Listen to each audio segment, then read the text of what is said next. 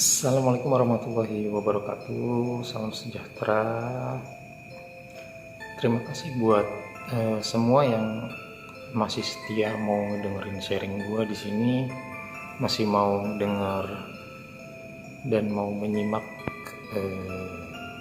pengalaman pribadi gue yang mau gue sharing di channel ini, terutama di konten ini, konten pewaris kenapa harus saya. Dan sesuai dengan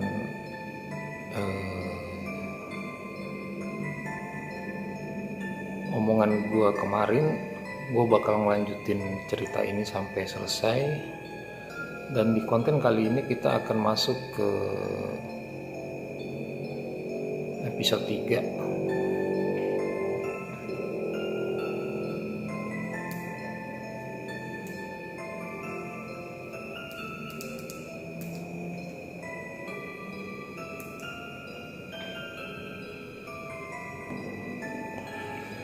Sorry, tiba-tiba lampu lightning gue mati nih, nggak tahu mungkin ada apa.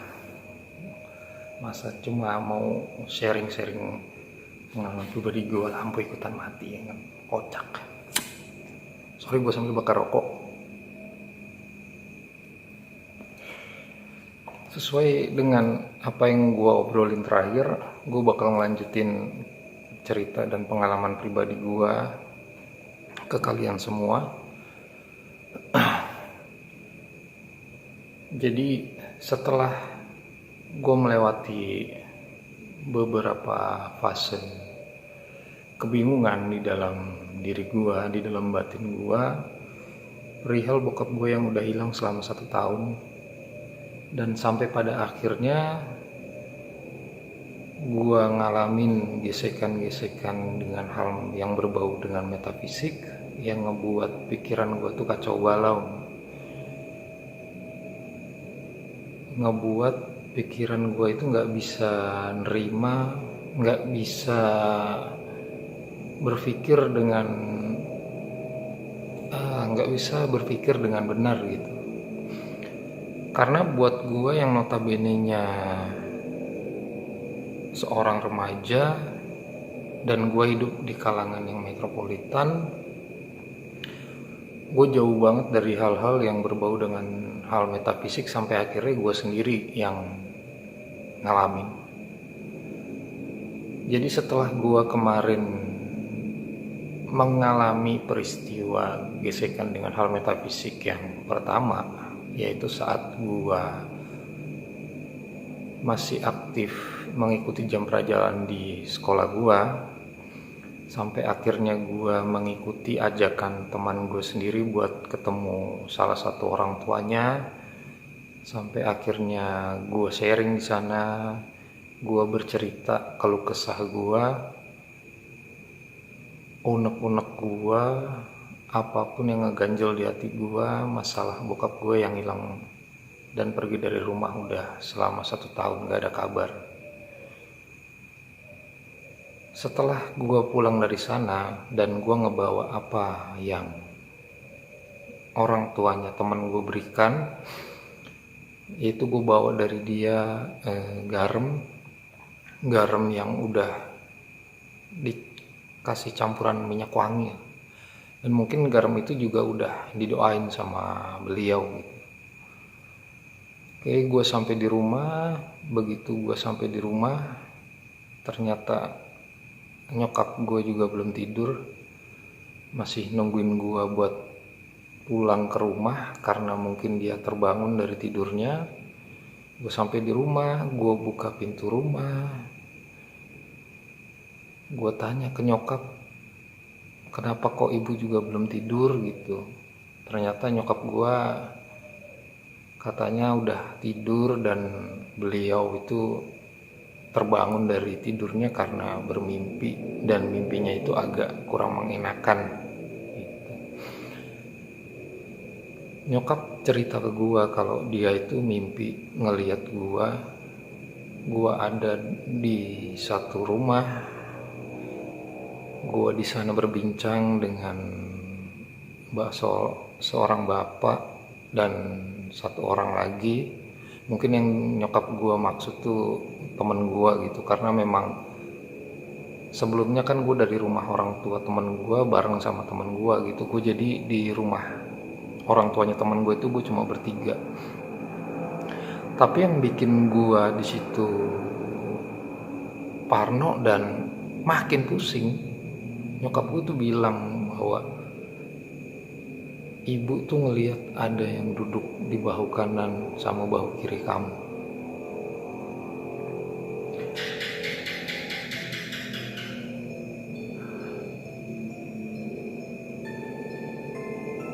Nah, cuma suara aja karena ini gua ngetek video ini tuh udah menjelang waktu subuh. Ini waktunya sekitar jam 2.15. Jadi buat teman-teman juga tolong didengerin banget, disimak banget cerita gua di episode kali ini, karena gua ngeteknya juga jamnya jam menjelang subuh gitu. Gua belum tidur karena gue semangat banget ini buat cerita ke kalian gitu, sharing ke kalian.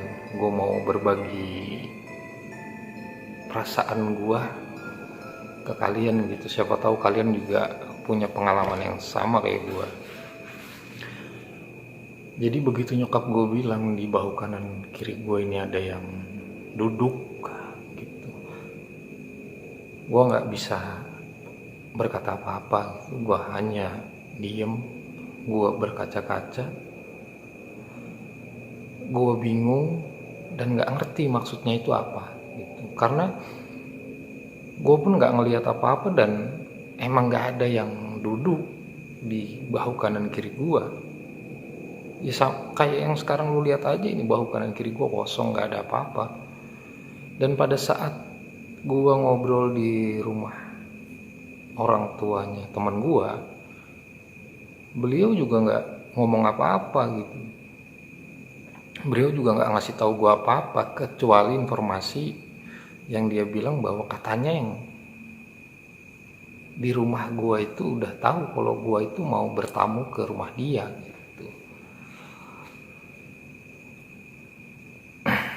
Jadi ya di posisi malam itu gue hanya bisa diam dan coba nenangin nyokap. Ya udah, kita tidur bu, karena ini juga udah tengah malam lewat kan.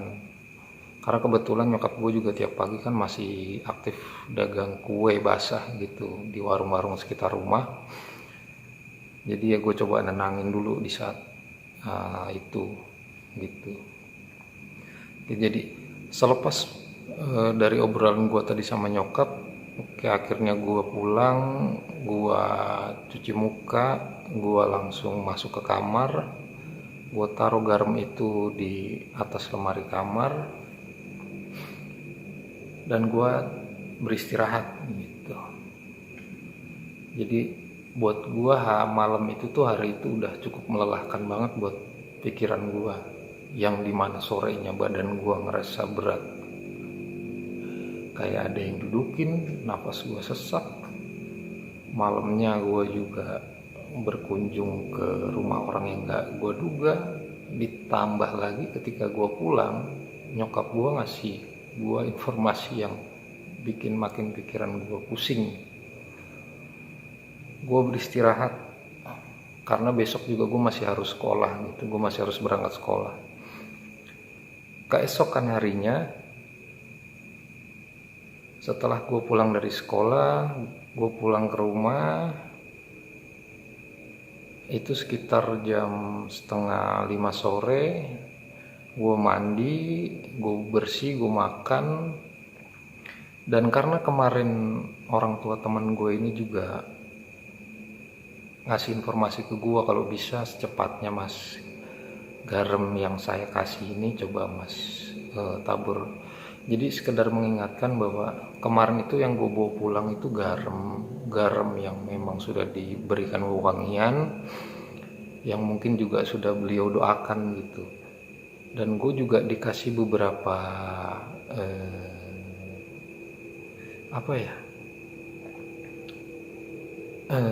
cara lah sebelum gue menggunakan garam yang dia kasih tuh. Baiknya gue ya dalam keadaan suci nanti gitu ya, maksudnya berwudu. Jadi di hari itu gue ngikutin perintah dari orang tua temen gue sholat maghrib. Setelah sholat maghrib gue sedikit ngewirid, gue kirim hadiahan juga, gue tawasulan. Masuk waktu isya, gue lanjut sholat isya. Nah, salah satu perintah yang diberikan ke gue kemarin pas gue ketemu orang tua teman gue ini, jadi setelah ba'da isya ini gue dikasih bacaan wiritan yang harus dibaca nanti sampai jam 12 malam gitu. Di situ gue ngewirid lagi akhirnya, karena ini juga pengalaman gue nggak pernah ngewirid sepanjang itu gitu ya, walaupun bacaannya juga bacaan surat-surat pendek dan beberapa ayat suci Al-Quran gitu ya, tapi ini jadi pengalaman pertama gue buat ngelakuin itu.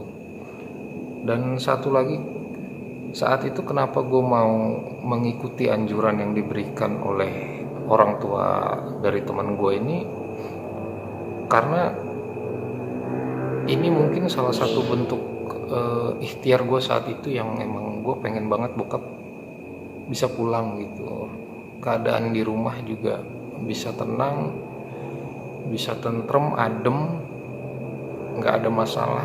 Kalau memang semua hal ini tuh disebabkan oleh hal-hal yang gak bisa kita terima secara logika gitu, atau hal-hal yang memang berbau hal metafisik gitu. Jadi saat itu ya gue ngikut aja, karena itu tadi gue pengen banget bokap cepat pulang, cepat bisa kumpul lagi sama kita.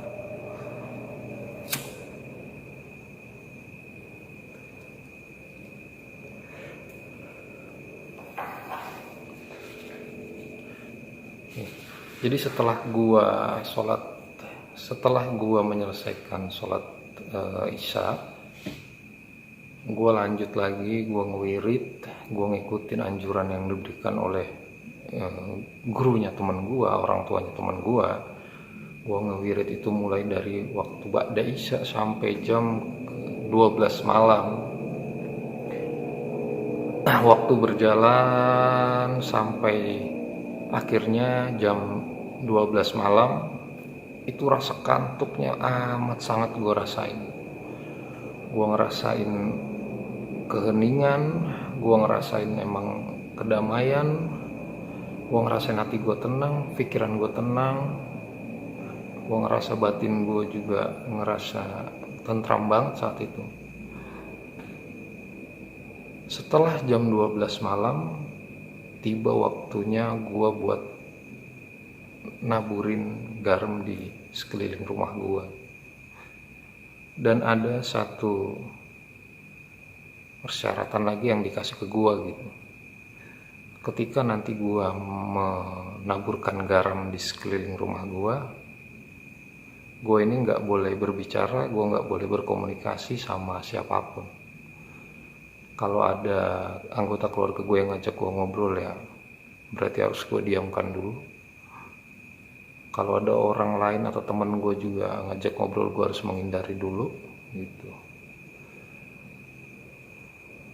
Dan kondisi di sekitar rumah gue itu karena mungkin juga sudah masuk waktu tengah malam ya, sudah kosong, sudah sepi. Akhirnya setelah gue menyelesaikan wirid gue ya, akhirnya gue bersiap, gue ambil garamnya, gue berjalan menuju gerbang depan rumah gue. Di sana gue berjalan dulu ke sisi sebelah kanan rumah gue akan mulai dari situ. Dan gue juga mulai membaca sholawat ketika gue hendak menaburkan garam. Nah, di saat gue mau menaburkan garam untuk pertama kalinya,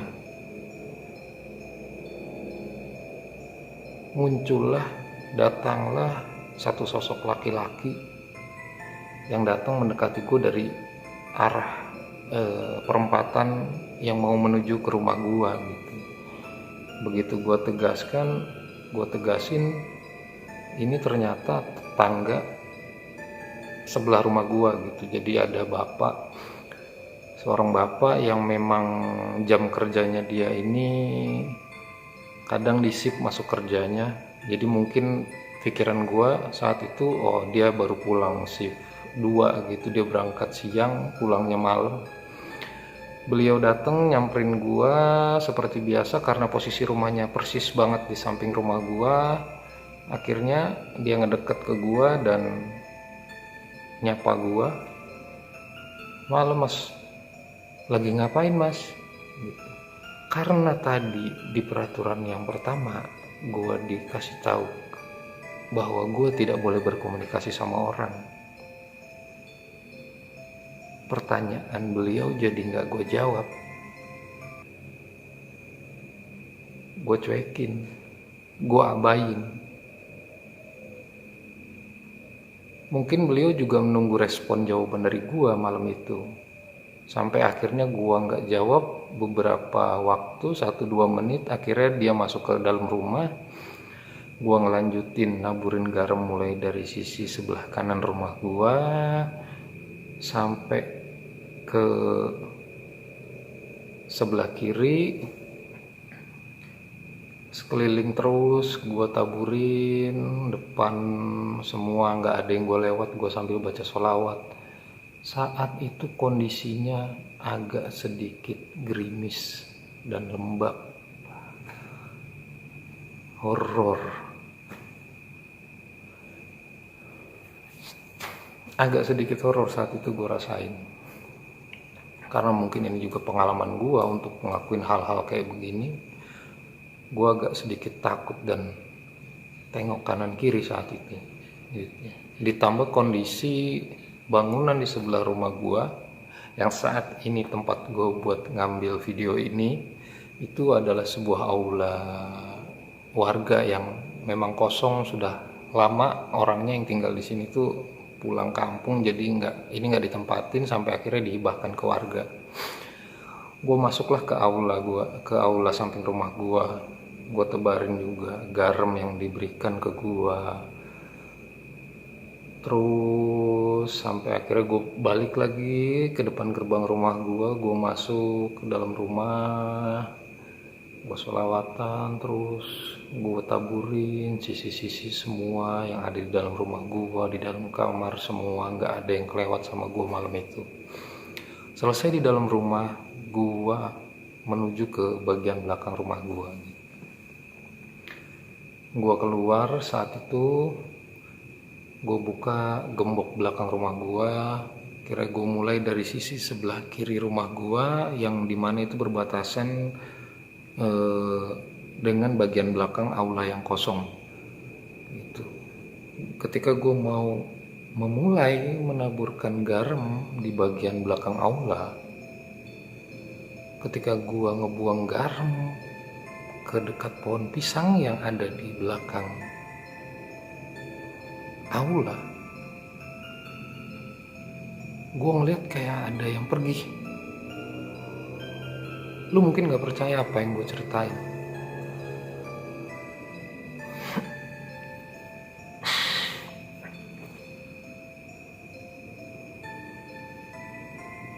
Emang agak sedikit kayak ngebual gue cerita ya. Gue juga agak sedikit, apa sih yang lu ceritain gitu. Tapi ya ini yang terjadi. Begitu gue taburin garamnya ke pohon pisang, gue kayak ngeliat ada bayangan sekelebat itu yang berpindah ke pohon tanjung yang ada di seberangnya.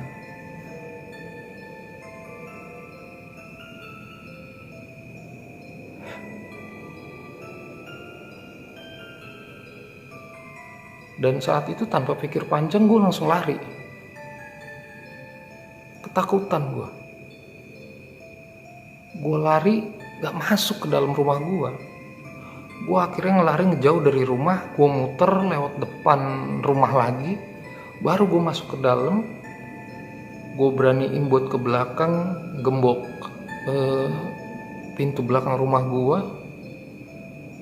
Gue buang lagi garam di situ lewat belakang pintu, tapi gue nggak keluar karena gue masih ngerasa shock, gue masih merasa kaget dengan kejadian yang baru gue alamin.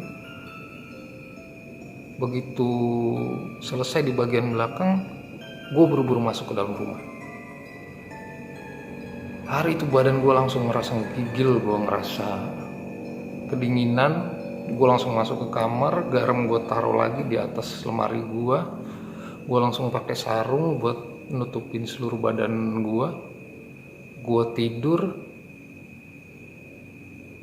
sampai besok pagi. Ketika gue bangun dari tidur gue, karena gue dulu punya, sampai sekarang itu gue masih punya kebiasaan, ketika gue bangun gue pasti selalu minum teh atau kopi gitu. Ketika gue ngebuat kopi di dapur, nyokap minta tolong ke gue buat matiin rumah di tetangga samping gue. Nyokap saat itu bilang, "Dek, tolong kamu matiin rumahnya si Om gitu. Ini udah siang, karena lagi nggak ada orang kan, Om udah 3 hari pulang ke Wates."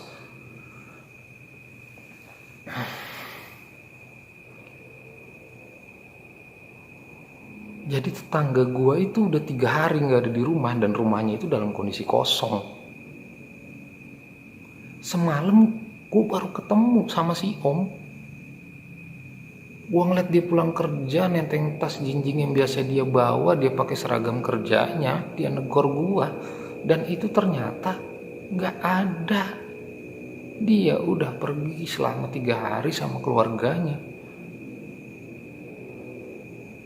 Karena gue bener-bener ngerasa ketemu tetangga gue tadi malam, gue bilang ke nyokap, "Bu, saya baru ketemu sama si Om tadi malam." "Lah ketemu gimana? Emang si Om udah pulang? Coba kamu lihat dulu ke samping." Nah, langsung larilah gue ke depan, ke samping rumah gue itu, buat mastiin bahwa memang si Om itu ada di rumah. Begitu gue ketok pintunya, gue pencet bel rumahnya, nggak ada yang nyaut cuy. Rumahnya kosong. Astaga. Terus yang ketemu sama gue tadi malam itu siapa anjir? Brengsek. Hal kedua yang bikin gue pusing sampai saat itu, lagi dan lagi gue bersinggungan sama hal-hal yang berbau metafisik di rentan waktu yang berdekatan. Anjir,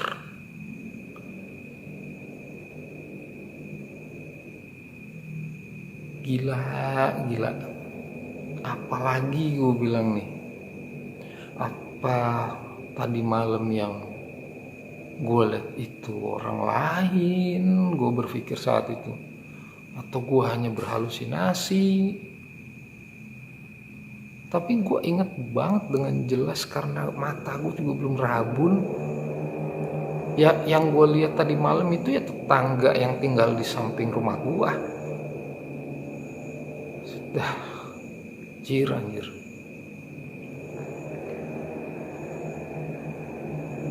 Makin ngebuat gue sepaneng, nggak karu-karuan.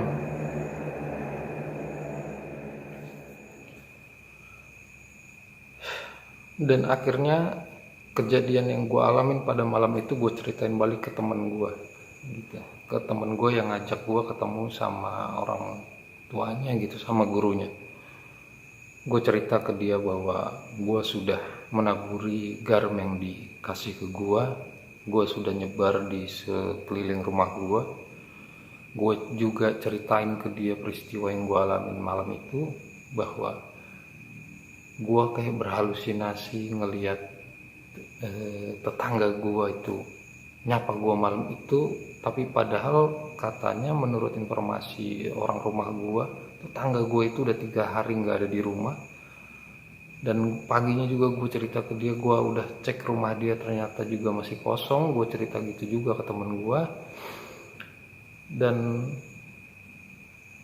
gue ceritain juga apa yang gue alamin saat gue berada di belakang aula di samping rumah gue, yang gue ngeliat ada bayangan yang loncat ke pohon tanjung di sebelah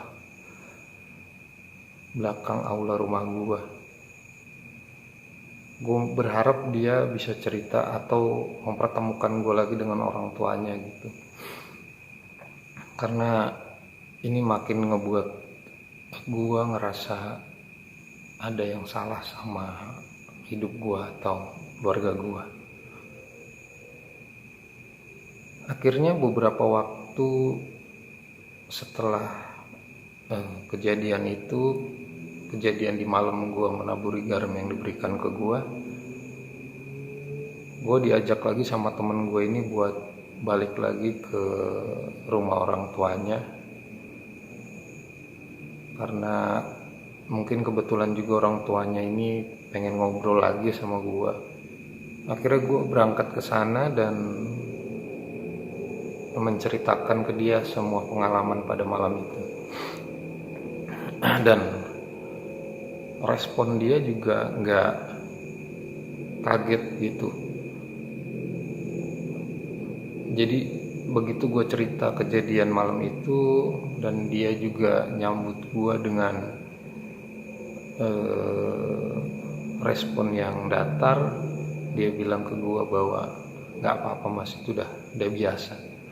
Makanya mas saya wanti-wanti ketika menaburi garamnya kan, jangan sampai ngobrol sama orang, yaitu dalam salah satu bentuk gangguannya yang bakal mas hadapin malam itu. Mungkin kalau dia juga bilang gitu ke gue pada saat gue mau ngambil garam itu ke dia, gue juga gak bakal ngambil dan gak bakal berani kayaknya. Dan gue juga cerita ke dia apa yang nyokap gue bilang ketika gue pulang dari rumah dia di waktu yang pertama, bahwa nyokap gue ini ngelihat gue didudukin sama dua sosok di bahu kanan dan kiri gue. Gue cerita ke dia dan gue tanya ke dia, berharap dia juga tahu atau bisa ngasih pandangan ke gue apa sih arti mimpi nyokap gue. Dan respon dia gak banyak, cuma ngasih gue satu informasi bahwa gue ini harus bertanya balik ke keluarga gue yang ada di Solo. Jadi pada saat setelah gue tanya masalah mimpi nyokap yang ngeliat sosok di bahu kanan kiri gua, dia bilang ke gua, buat urusan ini mas harus tanya ke keluarga besar mas yang ada di Solo.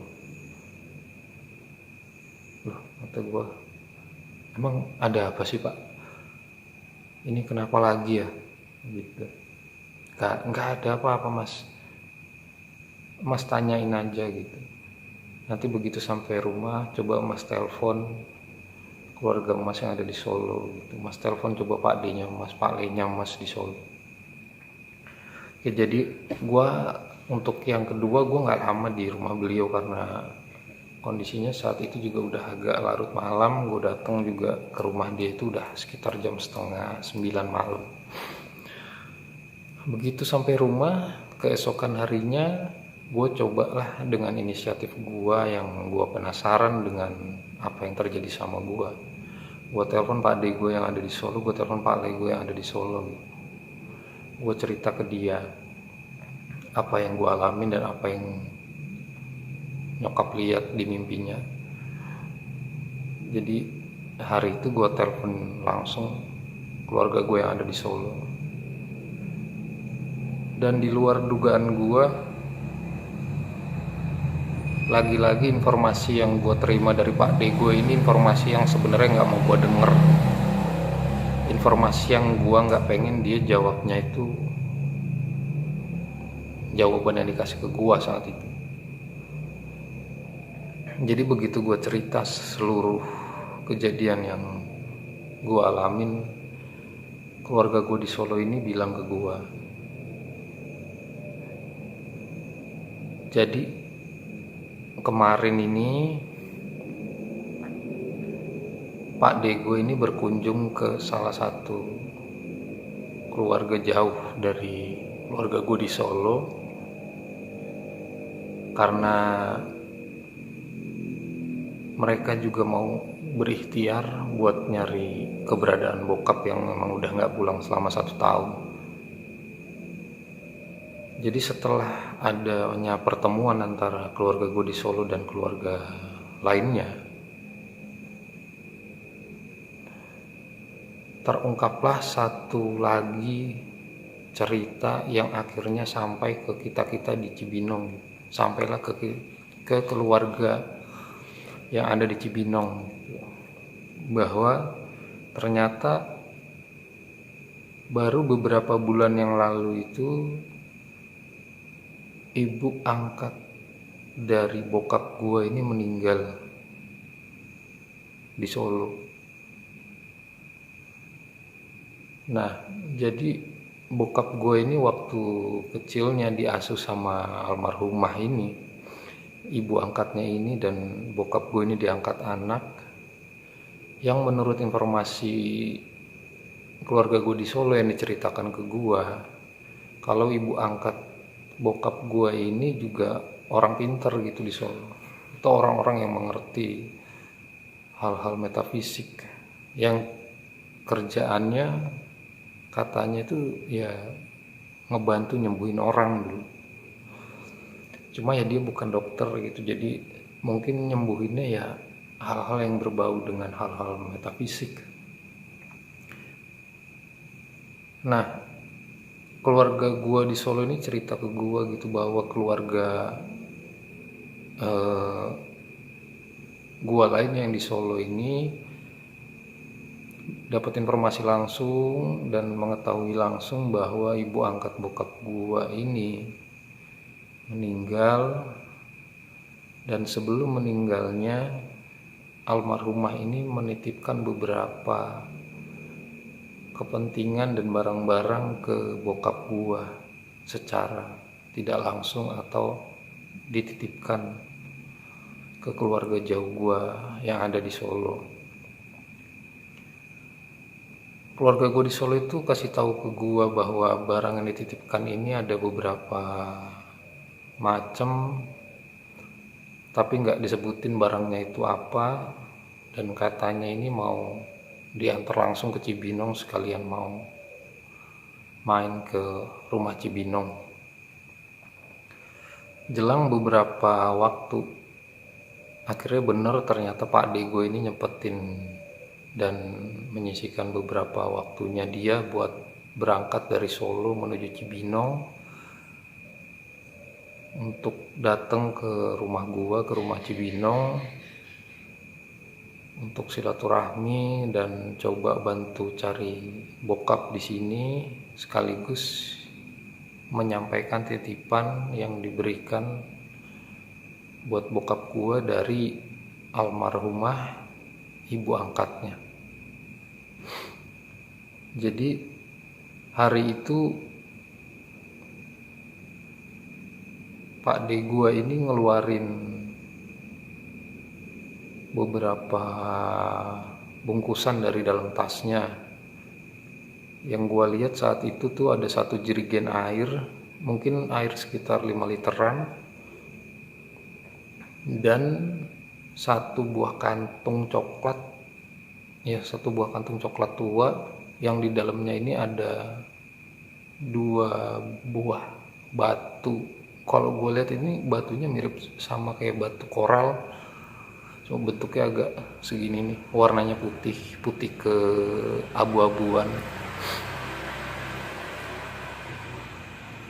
Nah, begitu titipan itu diserahkan ke pihak keluarga, kita juga nggak tahu titipan ini tuh harus diapakan gitu, karena titipan ini kan dasarnya buat bokap, tapi kondisinya kan bokap gue juga lagi hilang. Sampai akhirnya karena ya memang titipan itu ditujukan langsung buat bokap, ya udah, karena ini juga mungkin merupakan warisan buat bokap dari almarhum almarhumah ibu angkatnya akhirnya jerigen dan satu kantong coklat yang berisi batu itu kita taruh di kamar, nyokap taruh di kamar sambil nunggu kabar bokap atau siapa tahu bokap bisa ketemu gitu.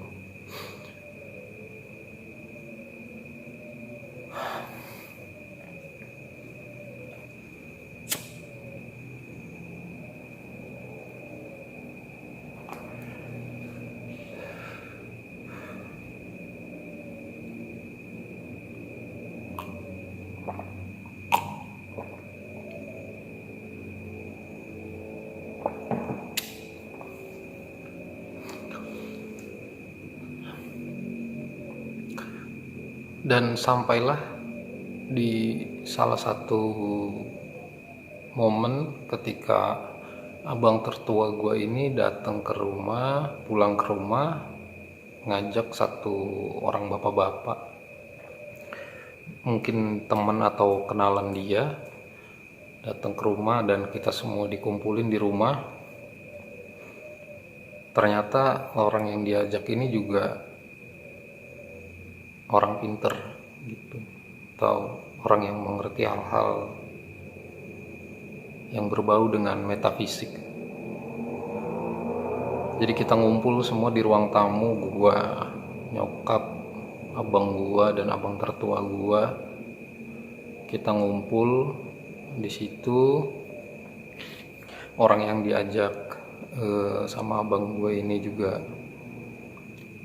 bertanya gitu, bertanya ke kita gimana perkembangannya, apa sudah ada titik terang dari bokap. Dia nanya juga, sampai akhirnya dia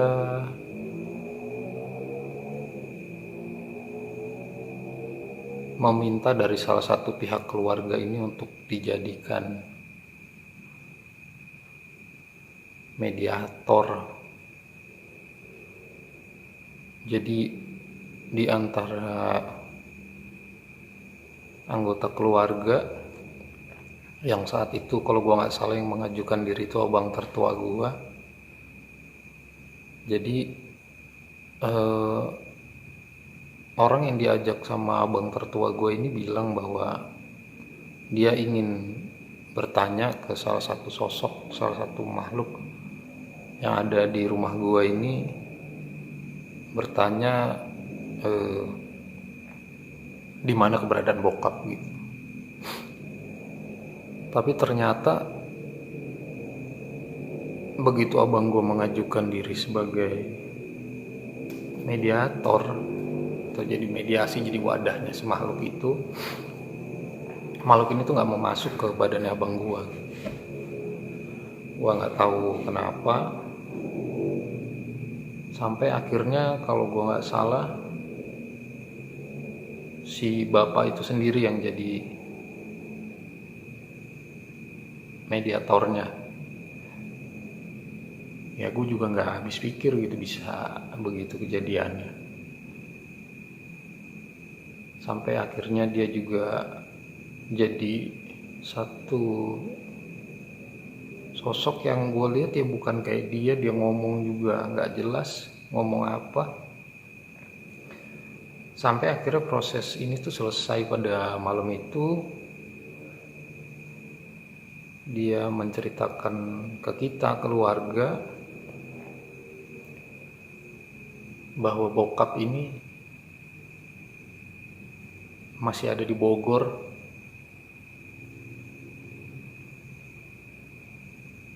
ada di dalam kebun raya Bogor, dan kita bisa buat ngulangin bokap.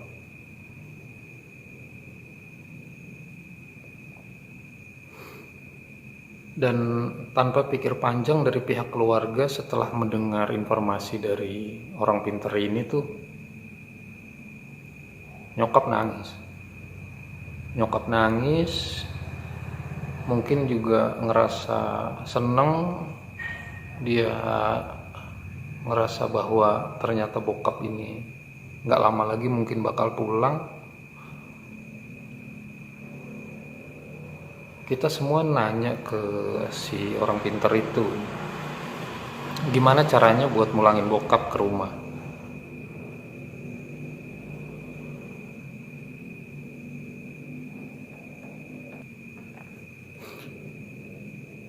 Dan akhirnya kita bertanya ke orang pintar tersebut, gimana caranya biar bokap ini bisa pulang atau kita bisa jemput dia di tempat yang dia sebutin tadi.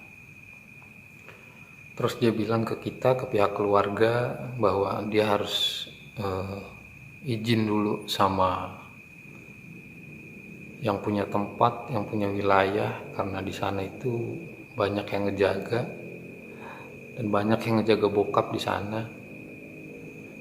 Gitu. Jadi gue juga akhirnya baru tahu gitu. Seumur umur gue tinggal di Bogor, gue kayaknya di momen itu tuh gue belum sampai momen itu gue belum pernah memang masuk ke dalam kebun raya Bogor. Kalau ke Istana Bogornya gue udah pernah waktu gue SD. Gue baru tahu di sana itu juga ternyata begitu penuh dengan cerita histori atau cerita-cerita legenda tanah Sunda. Jadi si orang pinter ini bilang ke gue bahwa bokap gue itu ada di dalam kebun raya Bogor, tepatnya itu ada di bawah jembatan besar yang dilalui dengan aliran sungai yang besar, ada di atas batu, tapi dia bukan ada di dimensi kita atau bukan ada di dunia kita. Jadi kita harus kulonuwun dulu, kita harus izin dengan yang menjaga di sekitar kebun raya. Dia harus izin katanya ke makam yang ada di dekat jembatan yang dia sebutin tadi. Berarti gue berpikir gak mungkin malam itu juga gue sama keluarga buat jemput bokap di sana gitu. Keesokan paginya orang pinter ini tuh balik lagi ke rumah, datang lagi. Dia di rumah sekitar jam 10, jam 11 siang. Dia nyampein ke kita, katanya setelah dia ngewirid dan tawasulan, dia berdoa dan meminta kepada Allah. Ketika dia sampai di rumah, dia dapat satu titik terang dan satu pesan bahwa kita selaku keluarga ini bisa menjemput bokap hari ini di sana. Dan tapi dia meminta beberapa persyaratan gitu. Persyaratannya itu ya, bokap bisa dijemput itu ya nanti ketika tengah malam. Abang tertua gue langsung dengan refleks dia, begitu dengar informasi bisa bokap bisa dijemput tapi jamnya jam tengah malam, langsung nanya gitu, kalau emang posisi bapak saya ada di dalam kebun raya, gimana caranya kita masuk ke dalam kebun raya itu di waktu yang selarut itu? Yang sudah jelas bahwa kebun raya ini kan juga punya jam operasional yang nggak sampai jam 12 malam bukanya. Nanti kita coba izin aja mas ke petugas gitu. Kita ceritakan ke dia bahwa kita ini mau jemput orang di dalam. Nanti kita minta dampingi dari pihak keamanan yang berjaga saat itu.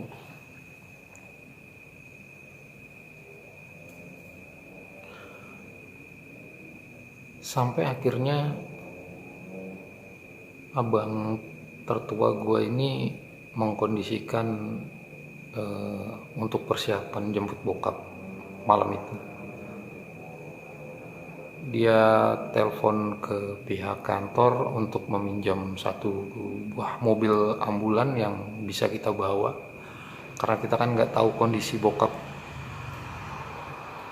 di sana itu gimana, karena udah selama 1 tahun kita nggak dapat kabar dia. Akhirnya dari pihak kantor ini menyetujui apa yang keluarga minta gitu, bahwa pihak keluarga dari bokap ini meminta tolong ke temennya untuk dipinjamkan satu buah unit ambulan yang bisa kita pakai buat jemput bokap. Tibalah waktu yang sudah ditentukan.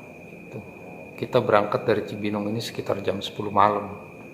Hari itu kita berangkat dari Cibinong menuju ke Kebun Raya Bogor. Sampai di sana itu sekitar jam setengah 11 malam.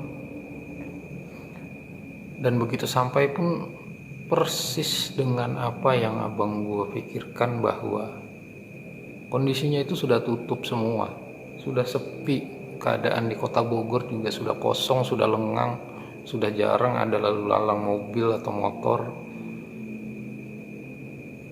Dan begitu kita sampai di gerbang depan kebun raya, pihak keamanan pun langsung nyamperin ke mobil ambulan dan bertanya gitu, ada kepentingan dan keperluan apa mas gitu malam-malam. Sampai akhirnya abang gua ini mewakili keluarga bercerita dan coba meminta izin ke pihak keamanan.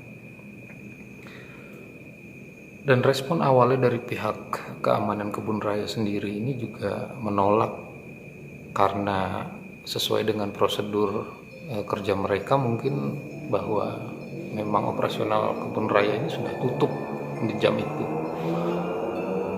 Tapi kita dari pihak keluarga ini tetap ngotot dan gak mau pulang malam itu, karena sesuai dengan informasi yang orang pinter itu sebutin ke kita, yang kebetulan juga beliau ikut sama kita malam itu.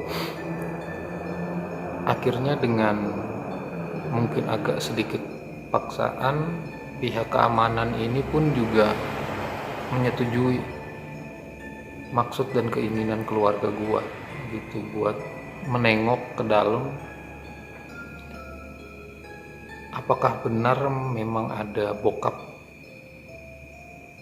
di dalam kebun raya di titik dan tempat yang disebutkan oleh orang pintar tadi gitu.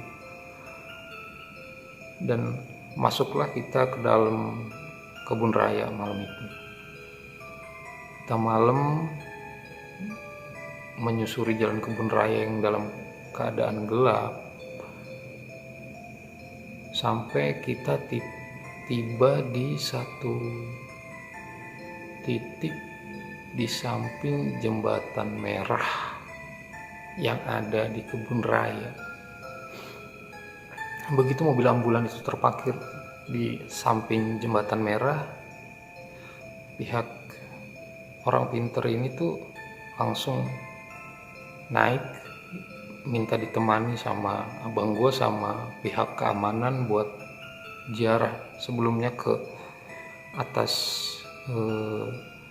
Jadi di atas sebelah kanan itu ada jembatan merah, dan di sisi sebelah kirinya ini ada makom. Ada makom, kalau gue nggak salah itu makomnya siapa ya, Ibu Ratu Galuh atau siapa, gue lupa.